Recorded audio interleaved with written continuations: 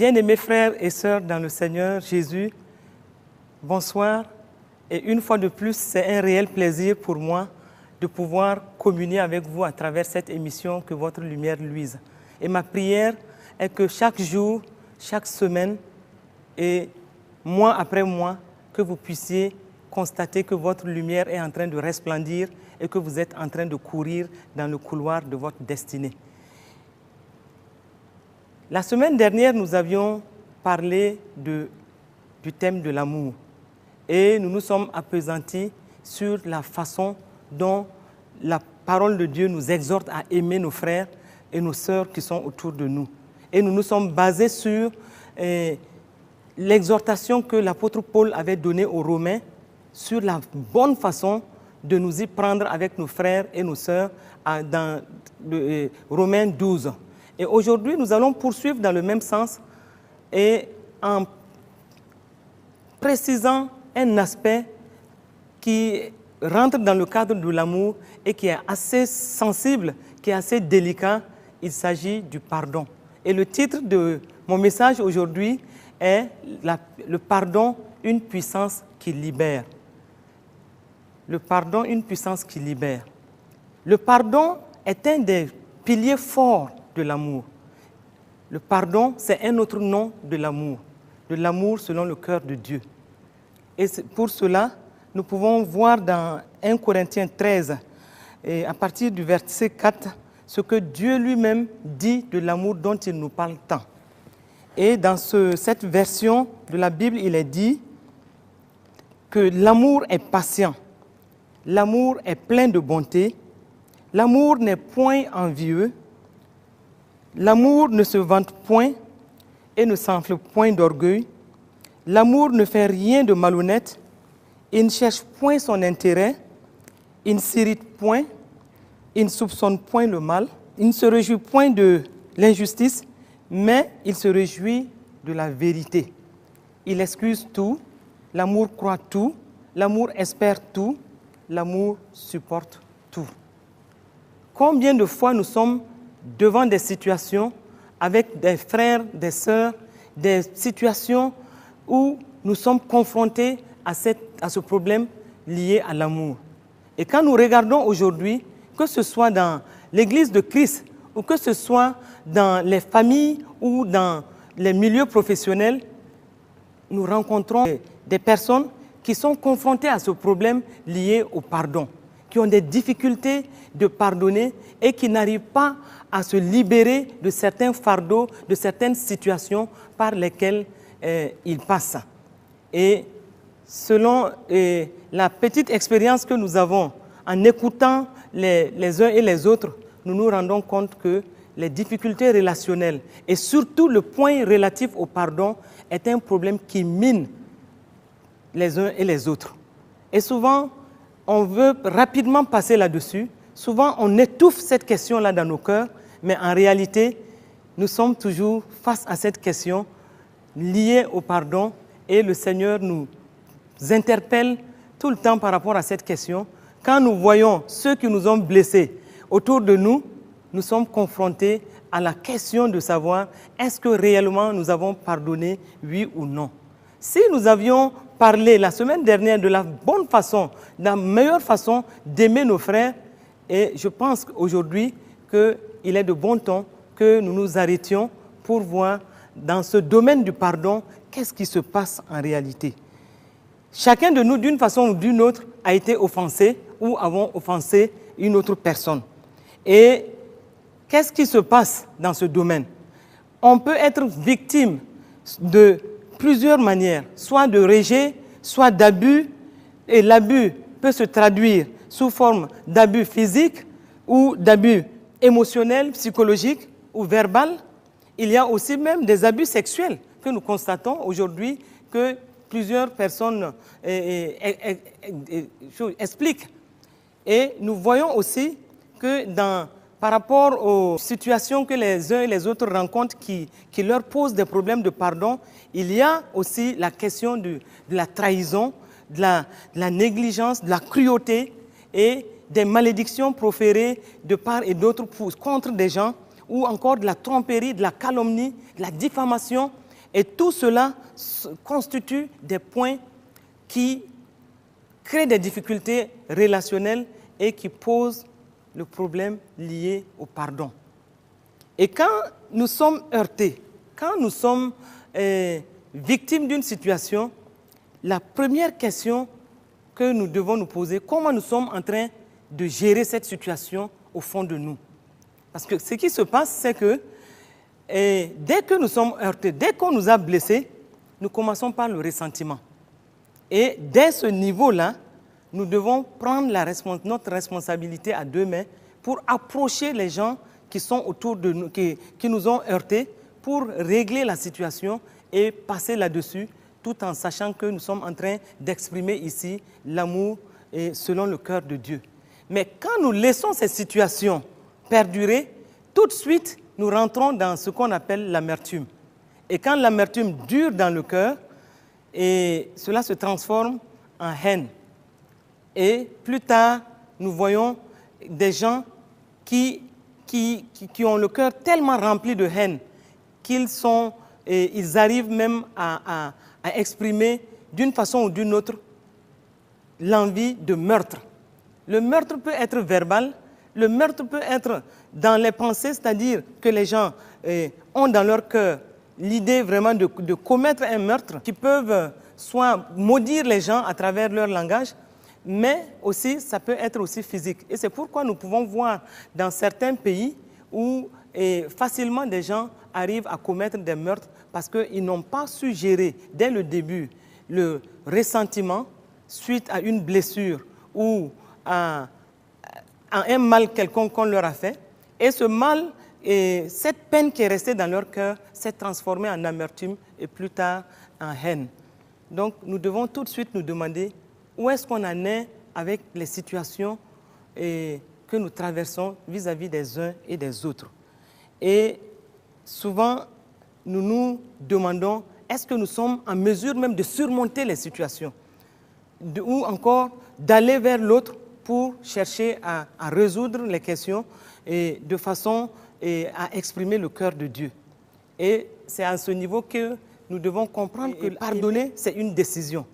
C'est un acte de volonté et c'est ce que Dieu nous demande de faire. Et nous saurons que nous avons réellement pardonné ceux qui sont autour de nous si nous sommes capables de les bénir selon la parole de Dieu.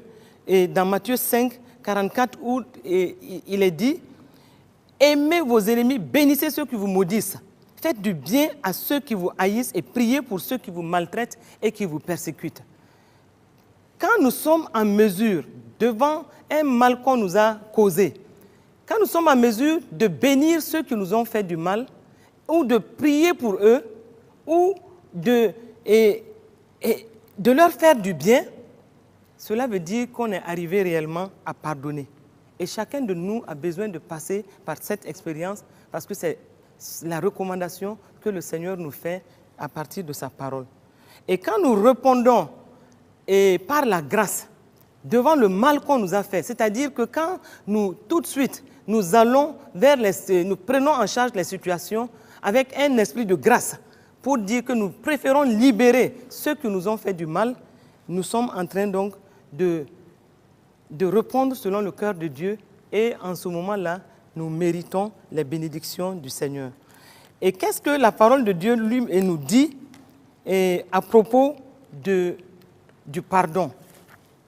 Nous voyons dans la parole de Dieu, dans Colossiens 3, verset 13, il est dit « Supportez-vous les uns les autres, et si l'un a sujet de se plaindre de l'autre, pardonnez-vous réciproquement.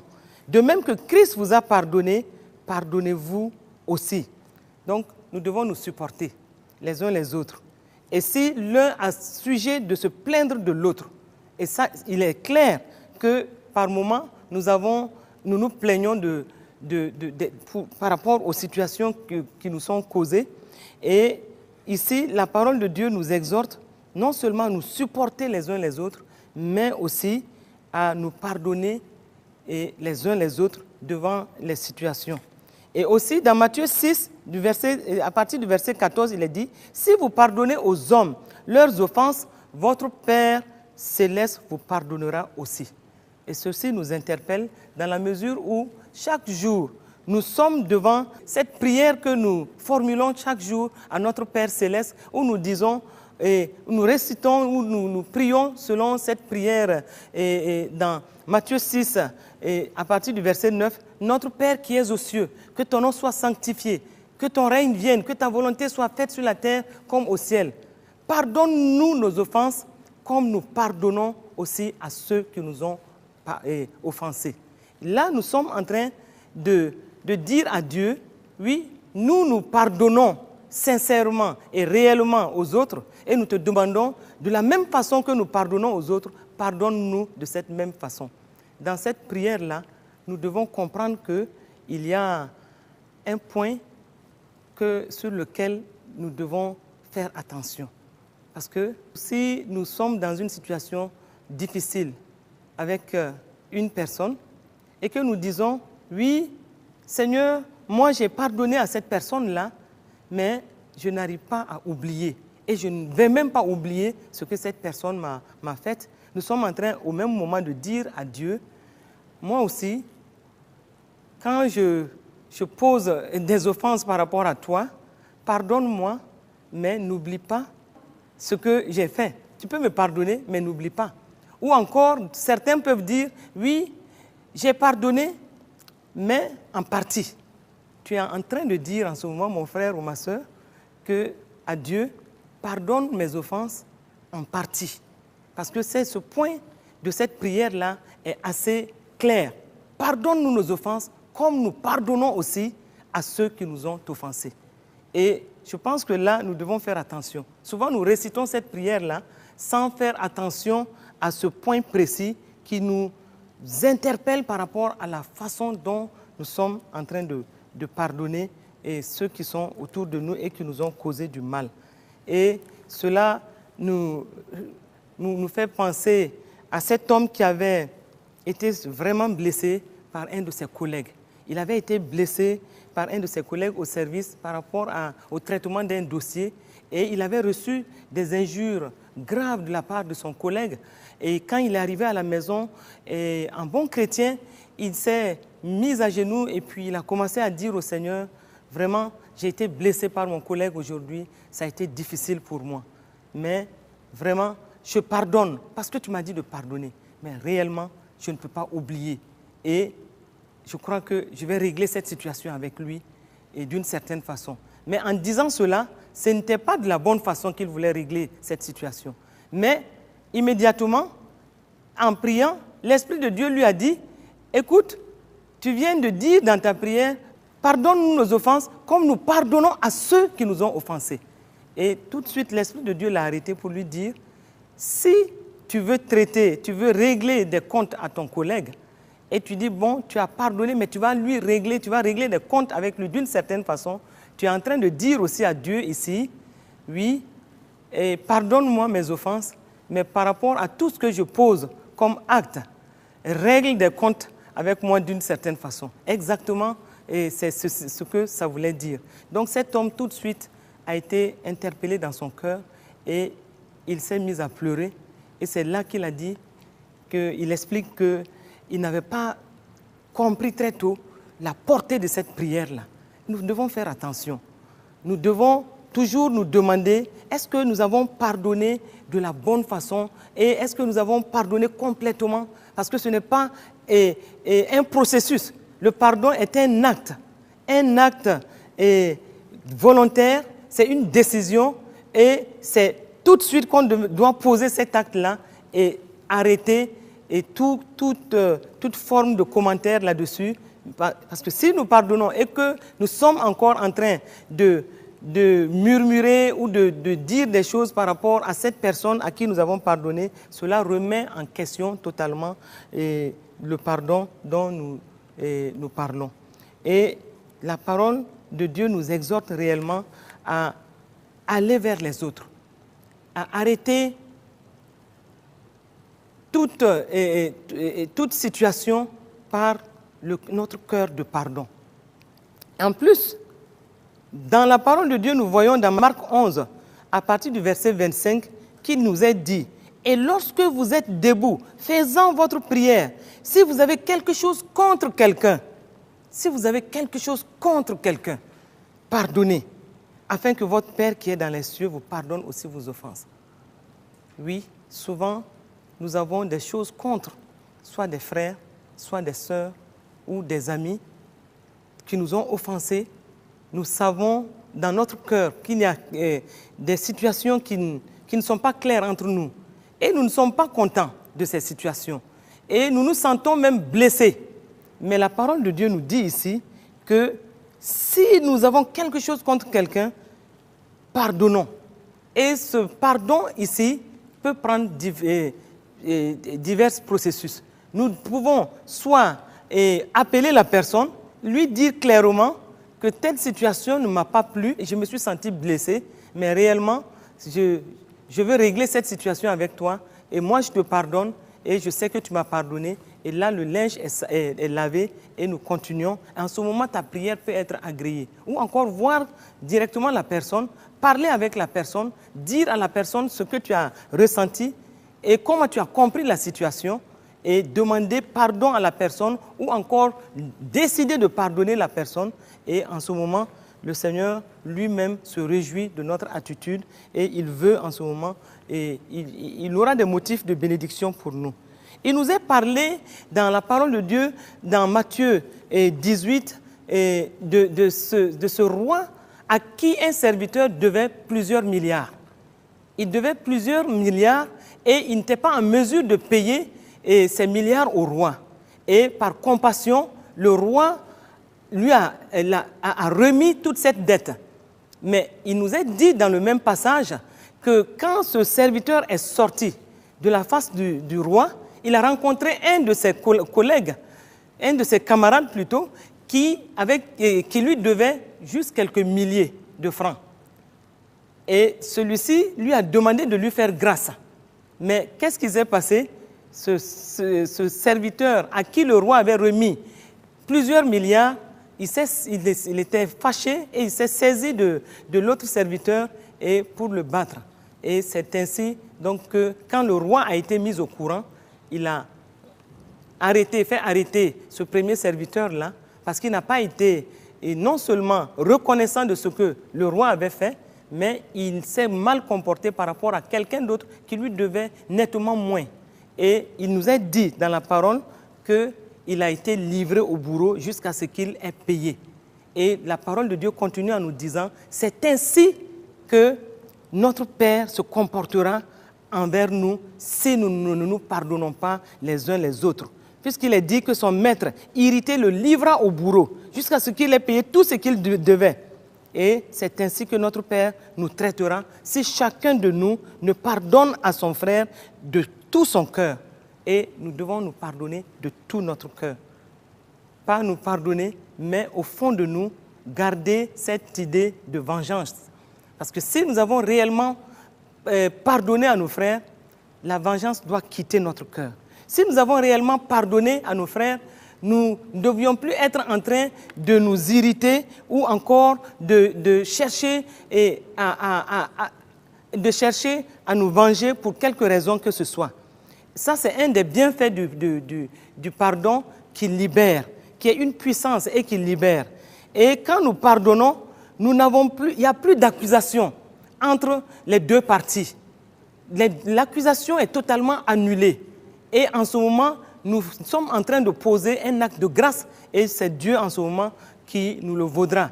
Et nous comprenons aussi que quand nous sommes les premiers à poser un pas pour aller vers l'autre, pour demander pardon ou pour nous repentir des situations, nous savons que quand c'est ainsi, le Seigneur, le cœur, nous réjouissons davantage le cœur de notre Père Céleste et c'est ce qui a encouragé à faire. Parce qu'il ne faut pas toujours attendre.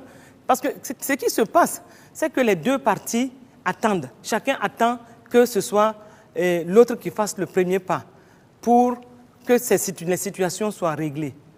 Alors que nous sommes encouragés, quelle que soit la situation, à être humbles et à aller vers l'autre et à nous repentir et à demander pardon à l'autre. Et donc c'est en ce moment que nous manifestons non seulement l'humilité, mais l'amour réel selon le cœur de Dieu. Et un autre bienfait du pardon, c'est qu'il n'y a plus de rancune dans notre cœur.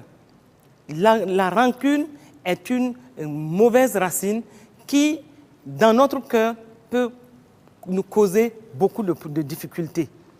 Et le ressentiment, c'est-à-dire que la rancune nous amène à entretenir toute forme de sentiments négatifs. Et de sentiments négatifs, c'est-à-dire le ressentiment, l'amertume, la colère, il y a même la jalousie, les blessures. L'amertume, la rancune nous amène à maintenir ces sentiments négatifs dans nos cœurs. Et nous comprenons aussi que tous ceux qui gardent l'amertume pendant longtemps et qui refusent de se libérer de l'amertume en créant les situations pour de régler les situations avec les frères ou les sœurs, généralement ce sont des gens qui tombent facilement malades. Parce que l'amertume va jusqu'à causer des problèmes sur le plan physique. Et nous voyons souvent des gens qui sont malades, qui ont souvent des ulcères, qui manifestent des ulcères ou qui manifestent souvent des migraines qui sont toujours, qui ont la mine toujours renfrognée, et qui ne sont pas bien dans leur peau, mais en réalité, quand ils gardent l'amertume pendant longtemps dans leur cœur, ils peuvent développer toutes sortes de maladies. Et en cela, je connais le témoignage d'une sœur qui était atteinte d'un cancer de sein. Et le cancer évoluait très vite. Et un jour, alors qu'elle sentait sa fin s'approcher, elle a pris le temps de parler avec un psychologue. Et ce psychologue s'est rendu compte très rapidement qu'elle avait un gros problème par rapport au pardon et lié à sa propre mère. Et cette sœur a pris le temps, toute une journée, de parler de tout ce qui l'opposait à sa mère. Mais le psychologue n'avait pas la solution. Il lui a demandé de se libérer de ses sentiments négatifs parce qu'elle ne pouvait pas continuer avec cela et s'en sortir. Mais en réalité, quand cette sœur a rencontré un évangéliste qui lui a parlé du pardon et qui lui a dit ce que le pardon pouvait amener, même dans sa situation, la sœur en question a accepté, pardonner en fait sa mère qui lui avait fait tant de tort. Et elle aussi, elle a demandé pardon à sa mère parce qu'elle lui en a voulu pendant toute une période. Et quand elle lui en a voulu, elle a posé des actes négatifs vis-à-vis de cette mère-là. Et quand les deux ont pu se comprendre et chacune a pleuré de son côté, mais vraiment, c'était des larmes de repentance. Mais suite à ce temps de repentance, on a constaté que le cancer avait régressé de façon nette. Et les mois qui ont suivi ont permis à cette sœur-là de recouvrer sa santé. Simplement parce qu'elle a été libérée de ce fardeau qui la traumatisait et qui avait entretenu le cancer dans son corps. Et là, nous devons comprendre que nous devons faire attention.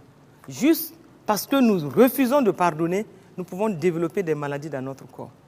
Et souvent, nous sommes prompts à dire que ce sont les autres qui m'ont créé des problèmes. Ce sont les autres qui ont posé, qui m'ont blessé. Mais la question qu'il faut se poser, c'est que quand les autres t'ont blessé, étant donné que tu n'as pas réglé immédiatement le problème avec ces autres-là, tu as laissé l'amertume s'installer dans ton cœur. Et au moment où tu as laissé l'amertume se développer dans ton cœur, tu as eu tout le temps de réagir négativement vis-à-vis de ces personnes-là. Et en ce moment-là, tu viens au même niveau que ces personnes qui ont été les premières à t'offenser. C'est-à-dire qu'eux, ils ont été les premiers à t'offenser, mais toi aussi, tu les as offensés parce que tu n'as pas pris ta responsabilité à deux mains pour régler immédiatement les situations, pour ne pas laisser pousser des racines d'amertume. Tu as laissé pousser des racines d'amertume et dans cette amertume-là, tu as pu causé du tort et tu as pu haïr ceux-là qui ont été les premiers à te faire du mal. Et là, nous devons vraiment faire attention à la façon dont nous traitons cette question de pardon. Mais nous devons comprendre que dès lors que nous arrivons à nous repentir, dès lors que nous arrivons à pardonner ceux qui nous ont qui nous ont fait du mal, tout de suite nous sommes libérés et c'est une puissance qui nous conduit non seulement dans la bénédiction, mais c'est une puissance qui nous libère même des maladies, qui nous libère de certains blocages dans lesquels nous sommes. Parce que quand nous voyons dans Matthieu 18, ce qui nous est dit, c'est que le roi dont nous avions parlé, ce roi-là, qui était irrité contre son premier serviteur, à qui il avait remis les plusieurs milliards là, ce roi-là était tellement fâché qu'il a livré ce serviteur-là au bourreau. Et comme il nous l'a dit, c'est ainsi que notre Père Céleste nous traitera si nous refusons de nous pardonner les uns les autres. Si nous refusons de pardonner, il nous livre lui-même au bourreau. Les bourreaux, ce sont les maladies. Les bourreaux, ce sont nos situations qui sont bloquées. Les bourreaux, ce sont les difficultés familiales. Et nous nous rendons compte que plusieurs ménages, plusieurs familles sont dans des situations qui étranglent le bonheur familial, qui font que la famille n'arrive pas à s'épanouir. Des problèmes de pardon entre un père et une mère, cela va se répercuter sur les enfants.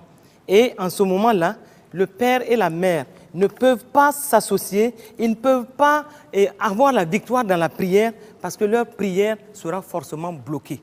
Donc, nous comprenons que c'est un problème très important et nous devons faire attention pour ne pas nous laisser prendre dans le piège du non-pardon. Le piège du non-pardon nous amène dans des blocages professionnels, familiales, et dans des blocages au niveau de la famille, dans des blocages au niveau même spirituel. Et nous ne pouvons pas dire que nos prières sont entendues par le Père parce que lui-même, il nous dit que quand nous nous tenons devant lui pour prier et que nous nous rendons compte que nous avons une situation à régler avec un frère, nous devons déposer notre offrande et aller régler cette situation avant de venir lui présenter notre offrande.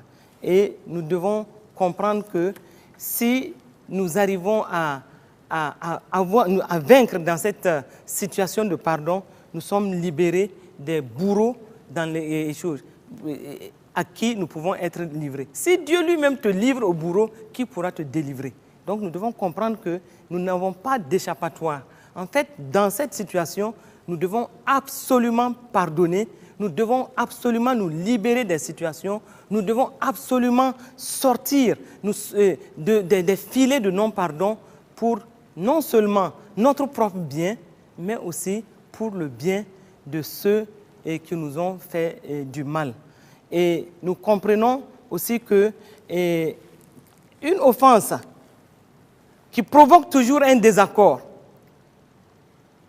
conduit toujours à un blocage.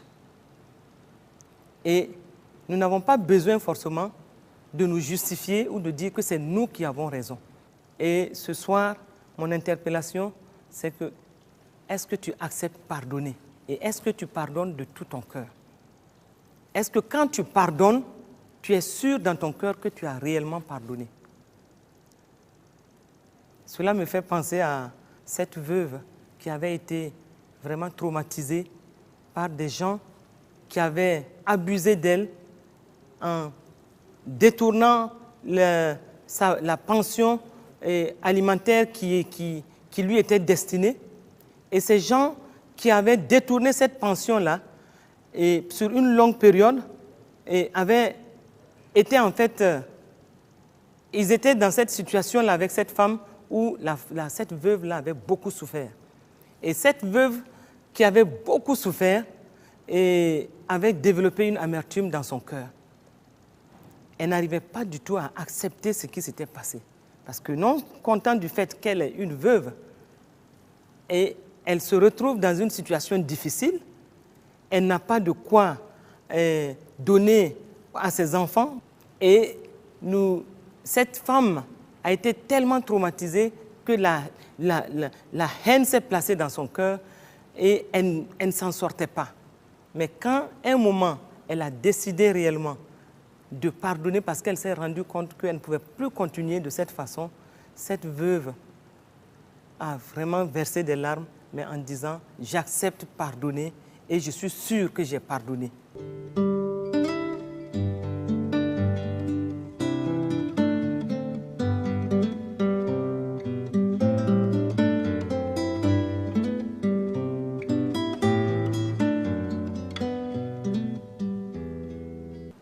Mais quelques mois plus tard, au moment où elle s'est retrouvée et en train de rendre grâce à Dieu pour même tout ce qu'elle a vécu, de louer le Seigneur.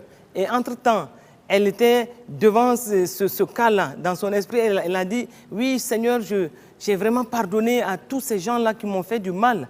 Hein? Seigneur, j'ai pardonné et je les bénis parce que tu nous demandes de bénir ceux qui nous ont fait du mal, de prier pour eux. Et moi, je les bénis, je prie pour eux. Et elle ajoute à la fin, mais Seigneur, rappelle-toi de ces charbons ardents dont tu as parlé dans ta parole. Rappelle-toi que si nous réagissons bien vis-à-vis de nos ennemis, tu vas faire descendre des charbons ardents sur la tête de ces ennemis-là. Et donc, j'attends de voir ces charbons ardents descendre sur la tête de tous ceux qui m'ont fait du mal. Elle termine sa prière de cette façon. Est-ce que réellement cette femme avait pardonné à tous ceux qui lui avaient fait du mal? Moi, je ne crois pas. Parce que sa prière, les termes de sa prière l'ont trahi. Les termes de sa prière ont montré qu'en réalité, elle avait pardonné, mais elle n'avait pas oublié. Et encore, nous comprenons qu'elle souhaitait au fond de son cœur que quelque chose de mauvais arrive à ces persécuteurs-là, à ces gens qui l'avaient persécuté. Vous comprenez que nous pouvons, et ça, elle ne se rendait même pas compte. Ce qui veut dire que c'est une situation assez délicate, assez subtile, et nous devons toujours examiner notre cœur pour voir est-ce que dans notre cœur, nous avons délogé tous les sentiments amers, tous les ressentiments que nous avons en pardonnant réellement et de tout cœur. Ne pardonnons pas comme cette femme qui a dit « Seigneur, j'attends que des charbons ardents descendent sur la tête de ces gens-là qui m'ont fait du mal », alors qu'elle venait de dire au Seigneur « Bénis-les ». Donc, vous comprenez, il y a une contradiction dans cette prière et qui montre qu'en réalité, elle n'avait vraiment pas pardonné, elle n'avait pas libéré ces gens de son cœur. Et le Seigneur nous invite à dire, à faire ceci, libérer de tout cœur ceux qui nous ont fait du mal. Et c'est en cela que nous serons réellement bénis. Ne pardonnons pas et devant le malheur qui arrive à ceux qui nous avaient fait du mal, ne pardonnons pas et qu'on soit devant le malheur qui leur arrive, qu'on soit en train de nous réjouir parce que quelque chose de mal leur arrive. Et cela m'est arrivé une fois où je me suis retrouvé devant une situation où quelqu'un m'avait vraiment fait du mal. Et quand j'avais cru avoir vraiment pardonné, et par moments même, je priais pour cette personne. Je disais au Seigneur de bénir cette personne. Et au moment où je priais ainsi pour cette personne, mon cœur semblait être totalement libéré. Mais une fois, j'ai appris que cette personne passait par des difficultés. Et après avoir entendu ce rapport-là, j'avais compati. Mais au fond de moi, je me suis dit que, mais au fait, il m'avait fait tellement de mal qu'il n'allait pas s'en sortir à si bon compte. Et que c'était Dieu qui me vengeait par rapport à tout ce que cette personne m'avait fait.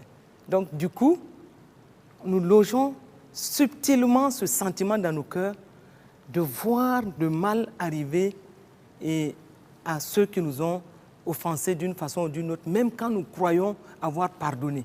Et c'est là où il faut vraiment faire attention. Pardonnons et libérons-nous totalement des sentiments, de quelques sentiments négatifs que ce soit.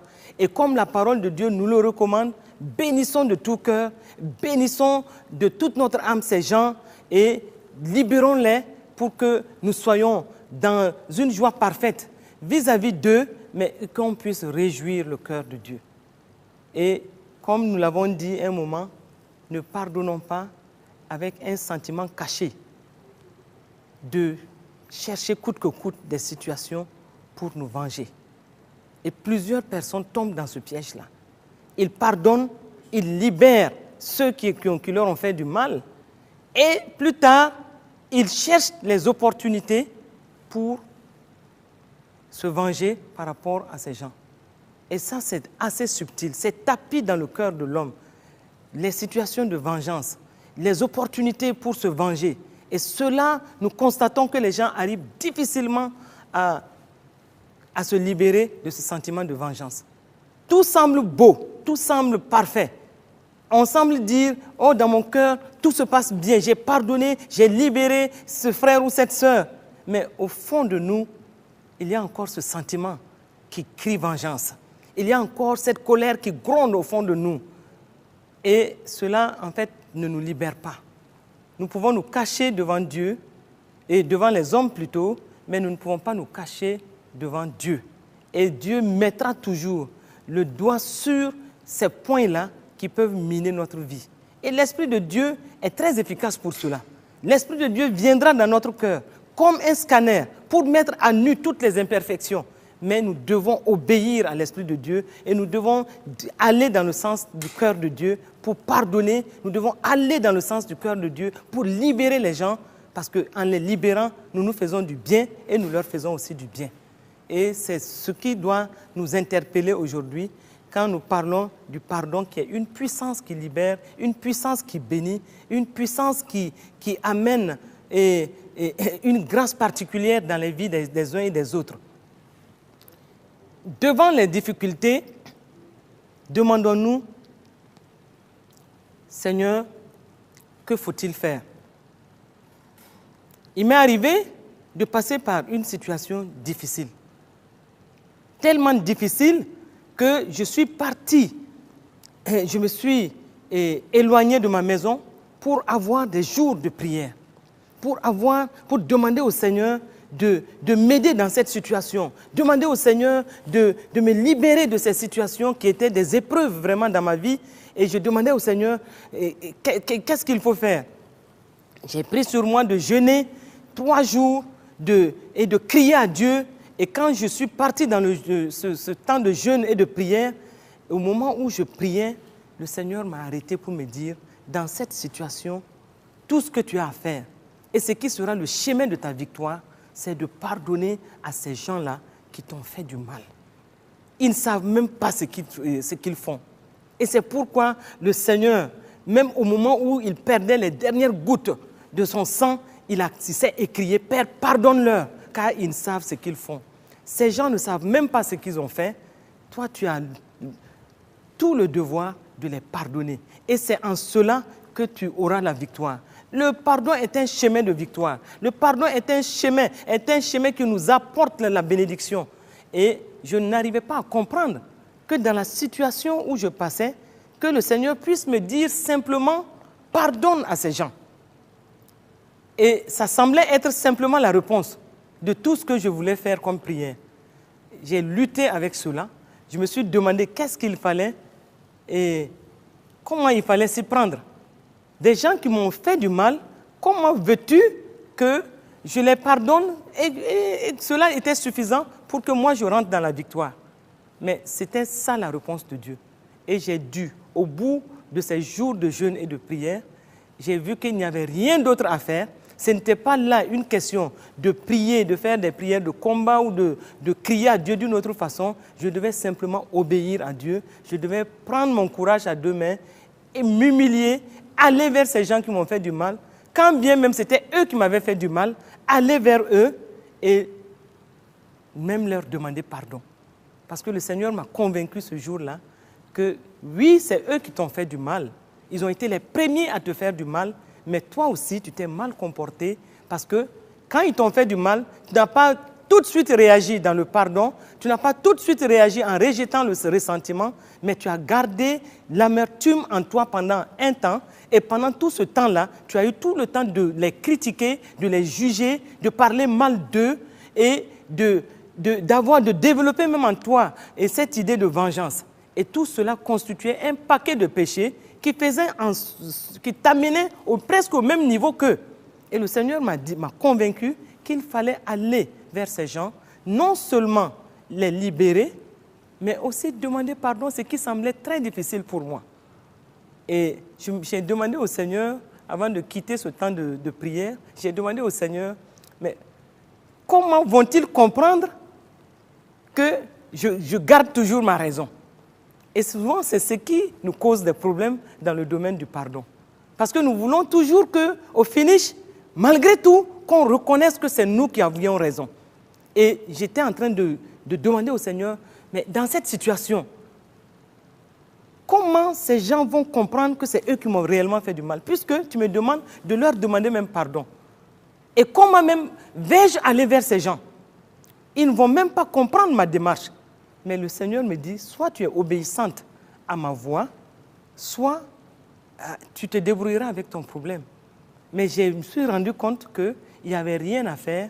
C'était l'unique solution. J'étais comme dos au mur et j'ai fini par abdiquer et dire au Seigneur, je suis prête à faire ce que tu me demandes de faire. J'irai vers ces gens et je réglerai les situations. Et c'est quand j'ai obéi, j'ai accepté m'humilier et aller vers ces gens, l'un après l'autre, quand j'ai pu faire cela, que je vous assure que j'ai vu la victoire se pointer. Et j'ai vu une victoire plus qu'éclatante. Et j'ai compris que Dieu lui-même tenait réellement au pardon. Et quand nous acceptons, nous humilier, même dans les situations où nous croyons avoir toute la raison, quand nous acceptons nous humilier et faire ce que Dieu nous demande de faire, nous pouvons avoir cette garantie de la victoire et de la bénédiction dans toutes nos situations. Et moi, j'ai personnellement expérimenté cela et c'est pourquoi je suis en mesure de vous dire que dans les situations, humilions-nous. Dans tous les cas, notre bénédiction est liée à notre démarche de pardon. Dans tous les cas, le Seigneur lui-même nous regarde dans ces situations, comment nous luttons, il regarde comment nous arrivons à nous défaire des situations en acceptant sa parole, en nous humiliant et en nous libérant pour que lui puisse nous bénir. Et moi, j'ai vu dans la situation que j'explique la grande main du Seigneur, la bonne main du Seigneur sur cette situation par laquelle je passais. Et j'ai vu comment le Seigneur m'a élevé et il a permis que non seulement tout soit mis à nu, mais aussi que la victoire qu'il voulait m'assurer soit éclatante et sans équivoque. Et j'ai compris que là, il fallait obéir à la parole de Dieu, il fallait faire ce que le Seigneur lui-même me demandait de faire pour qu'il puisse m'assurer cette victoire-là. Le pardon est donc un chemin de victoire pour nous. Le pardon est un chemin de bénédiction. C'est une puissance qui libère, c'est une puissance qui guérit. Et quand nous parlons de guérison, je pense particulièrement à cette femme que j'ai rencontrée une fois en Éthiopie et qui avait un cancer dans le genou. Elle devait être opérée et elle risquait même de se voir amputer la jambe. Mais en réalité, tout le problème de cette sœur était lié à la question du pardon. Et elle m'avait demandé de l'aider dans la prière. Et quand nous prions, j'avais reçu clairement à cœur qu'elle avait des situations à régler avec des gens qui lui avaient fait du mal. Et à ma grande surprise, quand nous avions commencé à parler de cela, elle avait rejeté toute cette idée. Elle avait dit non, elle n'avait rien à voir avec ce point de pardon et tout va bien entre elle et tout le monde. Et dans mon cœur, je savais qu'elle avait des situations qu'elle devait régler avec des gens et que si elle ne faisait pas tout pour régler ces situations, ça allait être particulièrement difficile pour elle de recevoir sa guérison. Et j'ai prié que Dieu lui-même la convainque. Parce que je lui ai dit, notre prière sera efficace quand tu accepteras t'humilier et reconnaître qu'il y a des situations à régler et faire le pas même pour aller régler ces situations avec les gens. Et dans la même nuit, cette femme n'a pas pu dormir. Et très tôt le matin, elle m'avait rappelé pour me dire qu'elle a été convaincue qu'elle doit régler des situations avec des gens. elle était en difficulté relationnelle avec ses sœurs, ses enfants, et tous ceux qui étaient autour d'elle avaient vraiment des problèmes avec elle, et il fallait simplement qu'elle les libère pour assurer sa propre guérison. Mais dès lors qu'elle a accepté le faire, mais avec beaucoup de larmes, alors là, avec beaucoup de larmes, elle a accepté aller vers des gens, aller demander pardon aux gens et s'humilier, reconnaître ses fautes. Dès qu'elle a fait ceci, sa guérison est venue instantanément. Et même là, elle n'a plus eu besoin d'intervention chirurgicale. Tout de suite, le pied a commencé à fonctionner correctement et elle était étonnée, les médecins étaient étonnés de voir que la guérison s'était installée parce qu'elle avait accepté. En fait, c'est tout simplement parce qu'elle s'était libérée de ce fardeau-là en pardonnant ceux qui lui avaient fait du mal et aussi en acceptant pardonner. Et c'est l'exhortation aujourd'hui, c'est que chacun de nous s'examine. Au moment où nous parlons de cette question, est-ce que tu n'es pas dans une situation où tu dois pardonner à quelqu'un? Réfléchis toi-même, pose la question à l'Esprit de Dieu qui va faire un travail de scanner dans ton cœur pour te montrer des gens, pour te montrer des situations où tu dois absolument pardonner, pour te montrer des situations où tu as gardé des ressentiments et qui se sont transformés en haine. Et pendant longtemps, peut-être même des années, tu es en train de traîner ces situations qui se constituent aujourd'hui de véritables blocages dans ta vie. Des blocages professionnels. Regarde à ta situation. Tu avais droit à de la promotion pendant combien d'années? Tu n'arrives pas à bouger. Mais en réalité, est-ce que tu n'es pas dans une situation où tu dois libérer une personne?